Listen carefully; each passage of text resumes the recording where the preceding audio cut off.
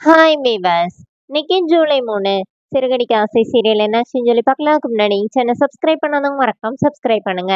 இன்னைக்கு என்ன அப்படின்னு சொல்லி பார்த்தீங்கன்னா, இங்க வந்து மீனா வந்து அவங்க அம்மா கால் பண்ணி பேசுறாங்க. அப்போ அவங்க அம்மா வந்து இந்த மாதிரி அண்ணாமலை அண்ணன் வந்து சாயந்தரம் ஃபங்க்ஷன் கூப்பிட்டுருக்காருன்னு சொல்லி பாட்டியோட ஃபங்க்ஷனை பத்தி பேசிட்டு இருக்கும்போது, நான் பாட்டிக்கு என்னடி வாங்கி கொடுக்க அப்படின்னு கேட்குறாங்க.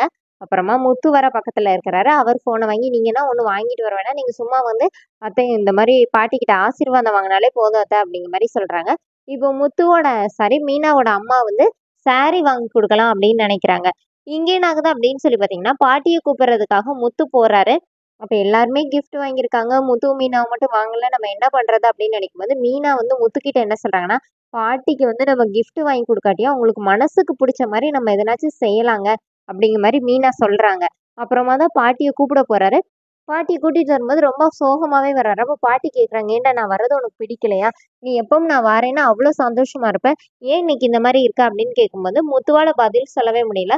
என்னலாமோ சொல்லி சமாளிச்சு பாட்டிய வீட்டுக்கு கூட்டிட்டு வந்துடுறாரு. அப்ப மீனா ஆரத்தி தட்டுல ஆரத்தி கரைச்சு எடுத்துட்டு வராங்க. அத வழியிலேயே விஜயா புடுங்கி ரோஹிணிகிட்டயும் ஸ்ருதிகிட்டயும் கொடுத்து அனுப்பி வைக்கிறாங்க.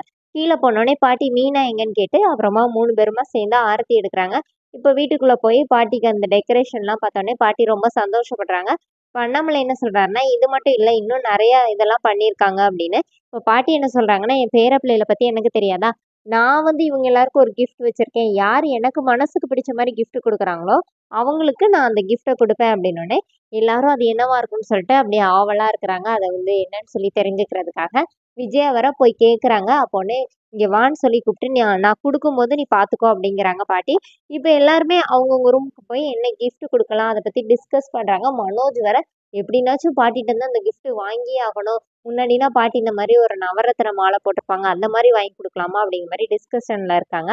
அதோட என்னோட எபிசோட் ரன் பண்ணிட்டாங்க. நாளைக்கு என்ன அப்படின்னு சொல்லி பார்த்தீங்கன்னா, ரோகிணியும், மனோஜும் வந்து இந்த மாரி பாட்டிக்கு வந்து அந்த மாலை வாங்கி குடுக்கலான்னு நெனைக்கிறாங்க.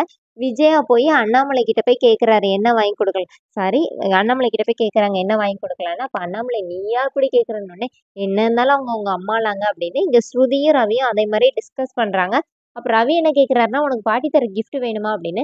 சின்ன வயசுல இருந்தே யாராவது போட்டி வச்சா எனக்கு ஜெயிக்கணும்னு ஒரு இது இருக்கும். அதனால நான் கேட்குறேன் அப்படிங்கிற மாரி ஸ்ருதி சொல்றாங்க. இந்த மாரி அவங்கவங்க பேர் கூட அவங்கவங்க டிஸ்கஸ் பண்றாங்க. அதோட என்னோட எபிசோட் ரன் பண்ணியிருக்காங்க. தேங்க்ஸ்.